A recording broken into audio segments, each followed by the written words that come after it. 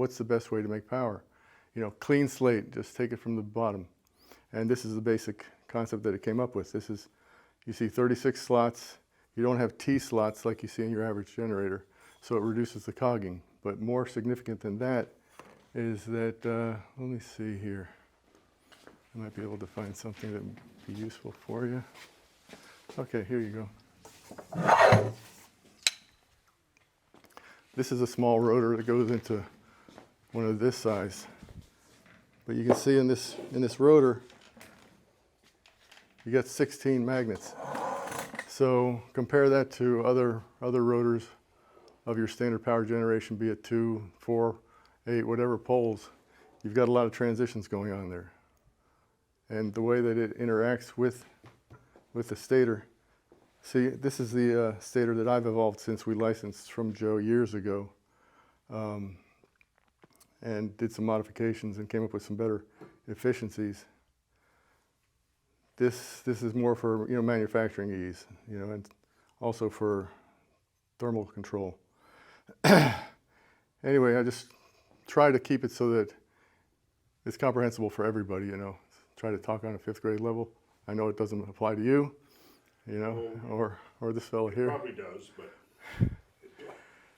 Anyway, so by virtue of the mathematics of it, by virtue of the architecture of it, it reduces the cogging, so you don't have that basic magnetic cogging effect that gives you torque load without even pulling a load electrically. Okay, so that's the basic magic of it. And if you see here, you take a look at these graphs. This was the original Joe design, which, you know, years ago when he came up with it, the DoD claimed this is the most efficient DC generator you can produce. And these are a couple of examples of some graphs at different ohm loads, different resistance loads. And you can see, for example, this is showing about just over 86% efficient at around 1,000 RPMs, 9 ohm load, okay? Here's another different load. So more or less the same range. It's a little better efficiency, but you still see this general efficiency curve that you're familiar with. This is what I did. So you see here, at about 500 RPMs, we're already 96% efficient, and it's flat line across there. So it's more like a diesel torque curve than a horsepower curve. And over here you see 500 RPMs with a lighter load. It has a little more curve to it, but the key thing is this applies really well to wind or water applications where you have a varied rotational speed available. So you're optimizing your output, you're optimizing your exchange for whatever you're putting into it from the wind or water or what have you, whatever you're using. You know, you can hook it up to any kind of an engine and get some good conversion. So that's the basics of that. And if you like, we can go outside and take a look at some other things. Oh, wait. Here's a live model. So this is a beta unit here, and this is built in a 9-phase architecture. So this is just a little test bench where we do free running. And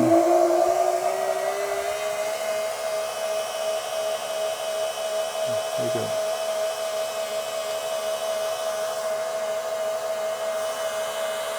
Right now that's just set at about 800 RPMs.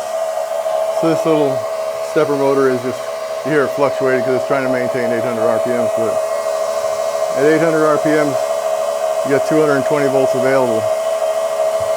Unloaded, of course, but that's about a third of its rated speed. You know, your average generator will tend to run at 1800 or 3600 RPM. So with that, again, we can optimize the voltage and amperage for whatever the application is. So if you want a lot of amps for a low voltage system with a lot of batteries that are in parallel, we can tailor make it for that.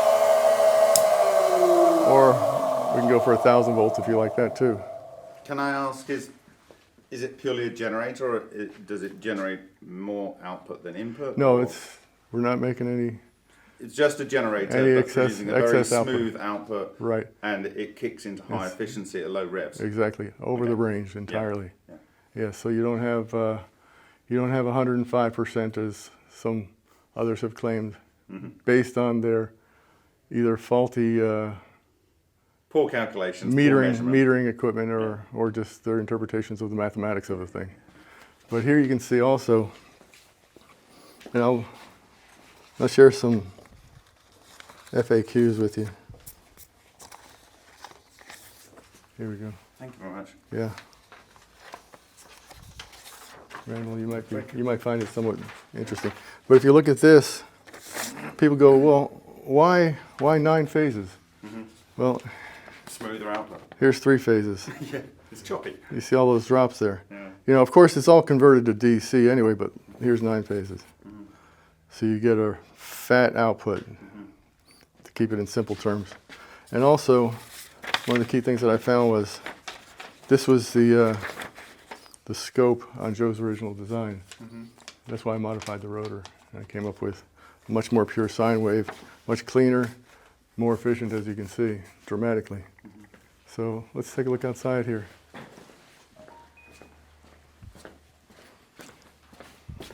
I'll try to keep it as efficient as possible, guys. Yeah, sure.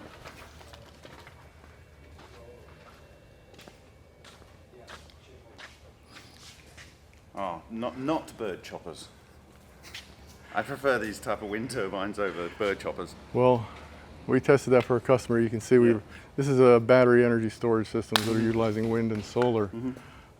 It's a customer out of South Florida that's got some potential contracts with FEMA, with the UN, et cetera, and you know, they brought some of these parts, and those Chinese turbines are, as he would say, shite. Shite, yes. mostly shite. But they don't chop bird. At least they've got that. But this is a turbine that I designed that is for use in third world nations where they can utilize locally sourced materials. And old oil drums. Exactly, locally sourced materials for making the basic components of it. But interestingly enough, that's an 18-phase turbine. Right. So one of the things that Malcolm came here for a couple of days. A day. He stayed for 3 months. So this phase ran out. Right. No, well, he made a couple other runs there, but I had done some testing with this device and found that at 52 degrees I got my optimum output, and he says, well, that's 51.84 you should have had. I'm like, well, dude, Interesting. I'm roughing it in. But apparently I found the optimum angle of attack on that. And this is just a portion of the final format, which is I've had some other table test versions that I got another 40% out of it, Wow. you know, relative to what it was producing. It's not like these other guys are saying, well, we get 700%. Yeah, right. All right, great. Okay. Lovely. Next. But here you see Malcolm's stuff.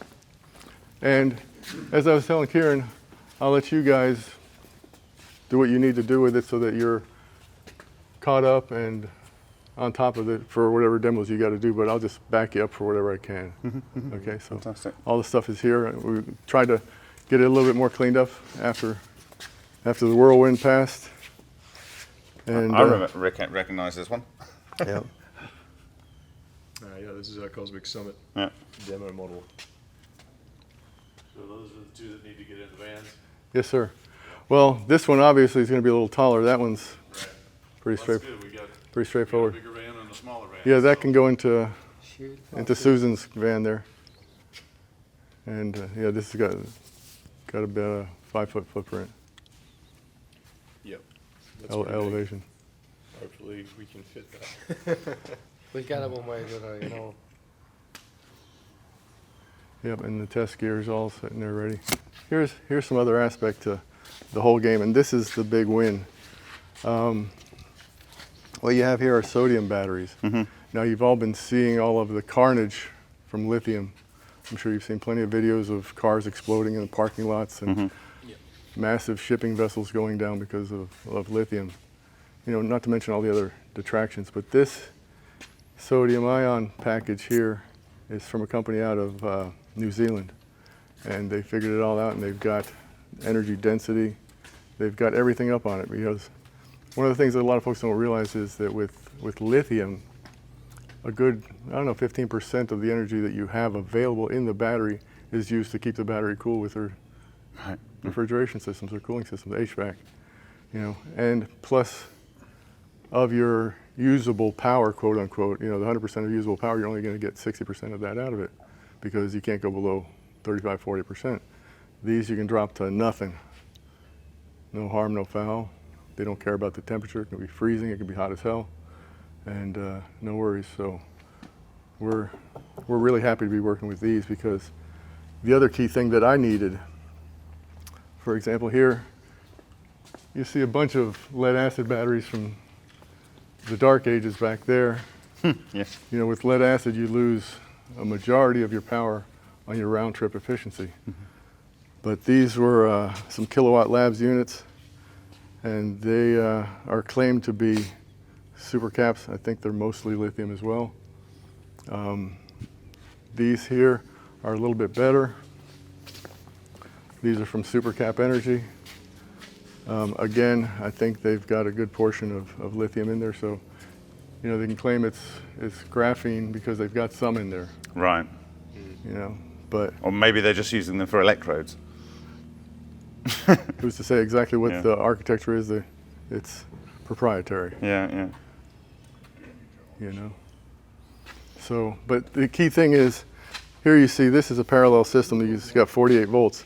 That's a 240 split phase inverter, so it doesn't care. It can take that 48 volts or 50 volts, right? But if you want three-phase power, like in this inverter over here, you need some voltage. So with this system here, we got about 450, 500 volt system. So it can just chop that into three-phase for you. Do you mind me asking how much is one of these batteries? I don't deal with the finances. They keep that off my plate so that I don't pull my hair out too much. Lucky bastard. But your average, I think, is somewhere, for batteries like this, is $3 to $4 grand a piece. But eventually they do pay for themselves. Oh yeah. And I don't know if you all have seen any of Stephen Greer's Lost Century film. I haven't, but I've heard that he showed your least exciting invention, which is still very exciting. Well, he just showed me driving around on this water scooter here. Just a water scooter. We had Simple hours water scooter. hours of sophisticated and highly erudite conversations in the boardroom there. Yeah. None of that made it to the editing table. Ah. It's just Ed goofing around on the scooter. That's what got their attention. Pretty cool. So this is 95% run on water, Well, 5% on fuel, or is this? I'll make no claims. Okay, yeah. I'll make no claims there. This is the Walter Jenkins technology, and Walter, I'd helped him for years. Never asked him for a penny. I just backed him up, and he got to claim this NASA scientist was evaluating his stuff, so he thought that was pretty keen. But when it came time when he had a bad accident, ended up in the hospital, and knew it was done. Yeah. So he turned it over to me. So we're trying to push it forward, but the key thing is, when Malcolm showed up with his technology, I looked at his technology and how it's done. It's quite similar in some respects. The parallels are stunning, Yeah, which you'll find that throughout nature with any kind of a biomimicry type of a technology. Yeah. It's based on nature and its behavior. So different people see nature doing different things, but it comes down to the same Interpretation. It comes down to the same manifestation or phenomena. Yeah. So if you're sharp, you see the phenomena. If you can figure out how it's doing what it's doing, you can translate that into something useful. So we're just trying to back up Walter's original investors, which were the 3 Fs, the friends, families, and fools, and so forth. So we're just trying to help them out and get an exchange, and that way Malcolm benefits from this. They benefit from it. We'll see. It's Because he's got like about 10 more years to run on the patent, right? Right. So, and often patents never get value out of that initial 20 years. Right. So it's work hard and deliver now, right? And, Craggy. yeah. Absolutely. But this is also Walt's setup here. He had he had little fans on the front that he was harvesting a little bit of energy from. He had a solar panel on there, and you know, and again, the parallels. I mean, I had a little Volkswagen engine back in 1991 running on just my first simple electrolyzer that I made out of a battery.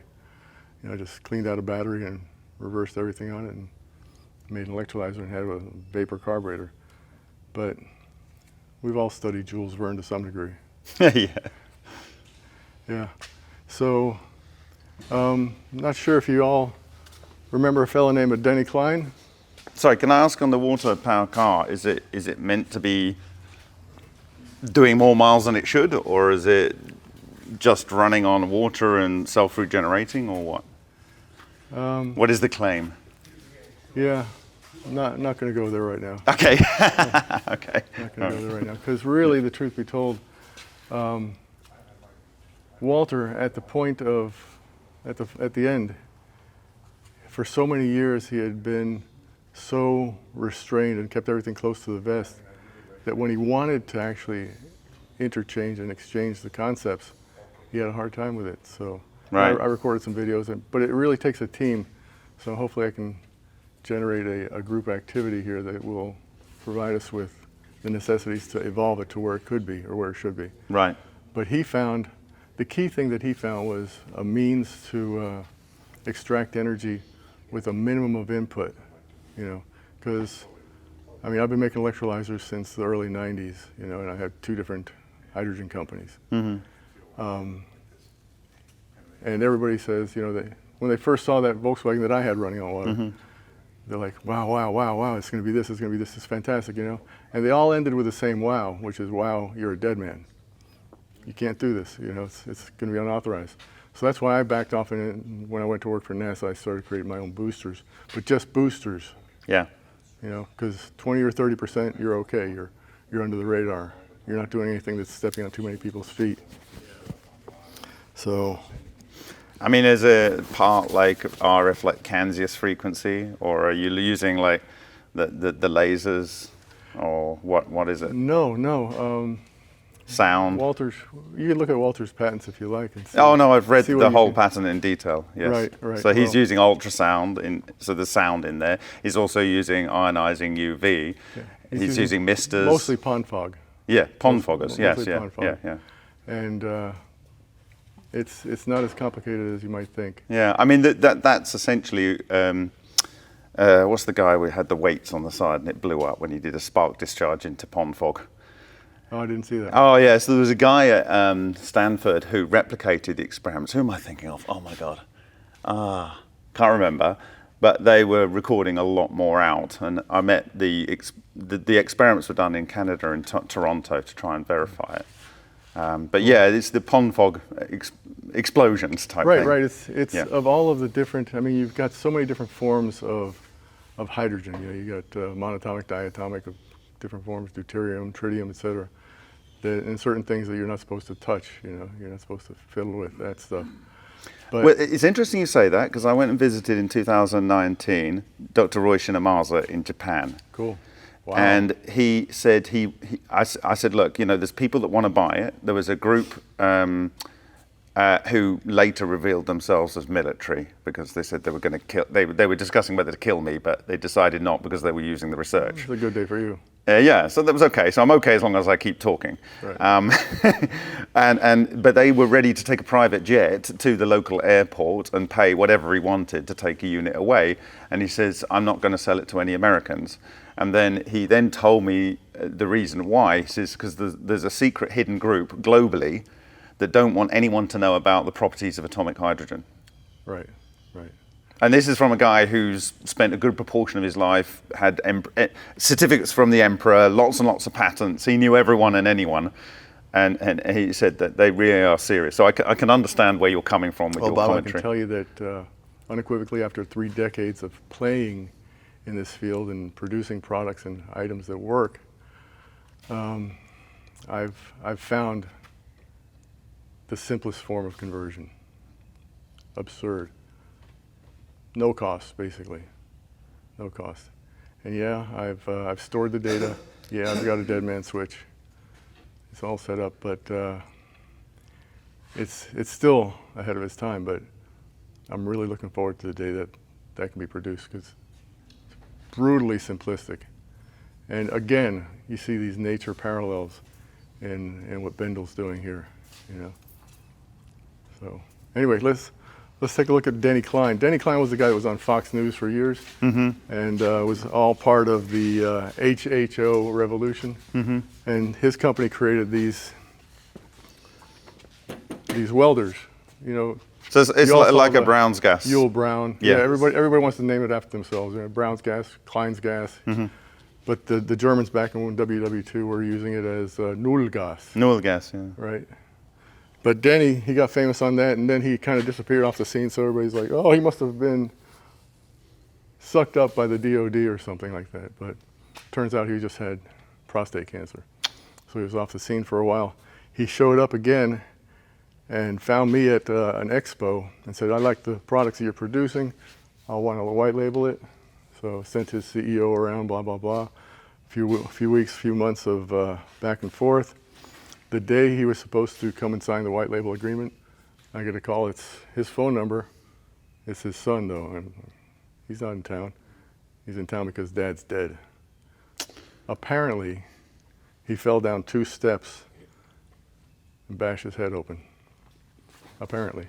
Anyway, so the thing about Denny was he was kind of, you remember that old song, Papa Was a Rolling Stone? Yep. The only thing he left us was alone. He didn't leave him anything, so. And wherever he left his hat, it was his home or something. Yeah, so I gave Greg a little bit of money for this. This is Denny's personally, and I figure someday it might be part of a museum or something. We actually have on loan a Yule Brown BN 2000. It's up in Minnesota at the moment. Wow. It's That's a part. historical piece. Yeah, so we're partly deconstructing. We have a 1-year window, but we lost 3 years because of COVID, and we had it for 5 years. But I've just spoken to the owner a couple of weeks ago, and he's going to give us another year. What's the end goal there? Just to The end goal is replicate it? we're going to redo the electronics completely. So we've got the guys in IEEE, brilliant engineer. So he's remastering the electronics with modern electronics. But there was a problem with that unit. It used very high, inefficient transformer. Right. And so maybe you could have a view on the type of transformer that would be suitable to replace the kind of transformers they had in there. We manufacture modulators here for. Okay, well, great. So you're the right guy to talk to. So, and the idea was to kind of like open that technology up. But having seen that, once we get it working, we want to see if we can do the same element synthesis that we've done with Roy at Mars's testing, where we're synthesizing different elements and the potential for the radiation remediation and stuff. Because we proposed to Fukushima and they changed the rules because they said actually we don't want to get rid of the tritium, we just want to concentrate it or dump it at sea. So once we provided them with a solution, they didn't want to know. That was a real friendly thing they did there. Yeah, right. Fucking brilliant. Just like a quick little story. All those years that Yule Brown was running around the world promoting, there was a guy called Spiros back in Sydney in the workshop building all of those. And I worked with Spiros for about 15 years. Unfortunately, he passed away about 2 years ago. We had all sorts of plans for HHO. It's amazing the amount of lost technology due to non-application and the passing of the passing of the person that has the tribal knowledge. Yeah. You know, so again, you know, I'd like to reach out to the community if anybody's interested in helping out with the Walter Tech evolution as it crosses over here now with the Bendall Tech. That'd be really good. Has it been running, that car? Has it been running? We just hauled it out of storage. So I'm supporting the setting up of a distributed autonomous organization, which is being funded by crypto. Cool. And the idea is that everything's published into the blockchain. So whoever dies, it doesn't really matter other than it's very sad and sad for their family. Sure. But the information of any experiments is actually locked into the blockchain.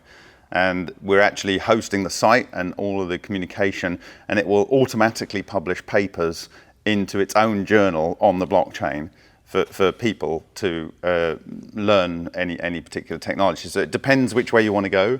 And the idea is that we have a whole series of technologies that we want to create minimum viable products for. Good. And they're all open. so that then it's in the public domain. People can download the parametric files, create their own versions from a contract manufacturer, that no one needs to have any skill to do the minimum viable product. But from there, it's off to the races for anyone like yourself to develop better versions with their own intellect and to build on that. So if you're interested, I can fill you in. It's in the process of being set up. The key concept there is having somebody that's kind of a quality control kind of guy that can maintain the purity, because when you have a lot of in-feed of perspectives, a lot of it ends up being just distraction. I agree. So I'd encourage you, So I think we've got our next open meeting. I can give you the link. It's on next week on the, I think the 3rd or 4th or something. It's like on the 5th, I think, maybe. Cool. And it's an open Zoom call. You can be on that Zoom call. And maybe there's some technologies that you think would be the right way to get them out there. Awesome. And then there's a lot of people then that can pitch in and do tests and stuff. So That's key, because the whole thing is duplication. Yeah. As we all know. yeah, A lot of these technologies have future, have application, have usefulness, but the ability of the inventor to translate that into something that is replicatable on any hand, which is really great. I mean, Malcolm's now. that's what I like about Malcolm's. Cardic already has that operating there in India Yeah. and so forth, and I've been through it with these. And once you see that transition point inside, between the two spheres, once you see that, call it what you want, the 0 point, call it, event horizon, call it buttermilk, I don't care what you want to call it, but you see that thing change, and you see the power that's being generated there because of the crashing of these magnetic fields, and that, you can't unsee that shit. Yeah. So here's a couple of other technologies that have evolved as well that have been tested by, those ISO 9001 master black belt dudes and stuff. And they're like, well, this beats everything going, so you can't produce it, But we've for years I've been making these booster systems, and we've got some on these 3,000 horsepower trucks down in the mines in South America. And I was working with a variety of different engineers, electronics engineers, looking for the optimum modulators, and I found them, and when he wanted to sell out, I bought him out. So we're now producing those modulators. And that's what we have here is, a variety of, here's the boards. We do the assembly here. We test them. These are good for 100 amps, for your booster systems, but This is if you get stuck in a hole, you can get out of it. It's not for permanent use in the engine, right? Or Right. No, well, it's just for efficiency and, emissions benefits. Right. Primarily, you get a lot of emissions benefits. And, down in South America, they've got a lot of issues with carbon, loads of carbon. And, there's some stuff I wish I could show you, but yeah. anyway, better days are coming. Everybody's trying to evolve these little guys here. And for a demonstrator, what Malcolm's got created here is real good just to demonstrate, but really, the low-hanging fruit really is those old generators, old diesel generators that are a megawatt or better. Yeah. Because why waste your time putting a bunch of units on these little household devices that are not going to be used much when you can have something that's continuous run? And that's what's going on in England now, right? Yeah. So it's wonderful. Yeah. Wonderful. Anyway, that's the basics. I'm sure we could delve more, but I know you guys have more important things to talk about. Yeah. Oh, little extra piece there regarding the crossover of Walt Jenkins and Malcolm. I don't know if you've ever seen this video of Walt Jenkins where he's talking about his inspiration to evolve the technology. And the basic of it was the island, Anna Maria Island down here south by Sarasota. Watching the storms roll in and watching the thunderstorms roll in. He got the concept, Of course. And, years ago, I started tracking with these guys, the Suspicious Observers, a group of scientists, brilliant guys. Yeah. Ben Davidson, brilliant guys. They're really seeking truth and understanding. And with that, I came to realize that everything that you see as weather, a front, a tornado, a hurricane, they're all magnetic phenomena, Okay. right? So if you look, you know, and you compare that to what Walter was talking about regarding, you know, these bolts of lightning coming through the clouds, you know, and if you break it down, you know, you could take iron and you can put a torch on it and nothing happens, but if you file it down to minute particles, it'll actually burn. You know, so it's really a matter of the size of the material, and because a cloud is such a fine mist, it dissociates insanely quick. You know, when you have that crack of lightning, when you have just a discharge of potential. In the look, late, look at all the free energy there. I mean, if Yeah. you look at what's going on down in Venezuela, that place where it's like 300 days out of the year. it's massive around the lightning lake storm. where they get all the oil from, and actually they have these fantastic metal deposits all around there. I studied places in the world that had the most ball lightning, and that's one of them, and almost the most lightning strikes on Earth. Can you imagine if you Yeah. took created some kind of a supercapacitor there to, Yeah, to harness amazing. that and route it? You know, talk about free energy. Yeah, there's But the key thing with Walt Jenkins there was he saw that, he observed what was going on there, and from that he evolved his technology and the simplicity of using milliamps to create horsepower. You know, as opposed to using 40 or 50 amps for a 20% gain benefit on a booster system to burn your original nasty fossil fuel.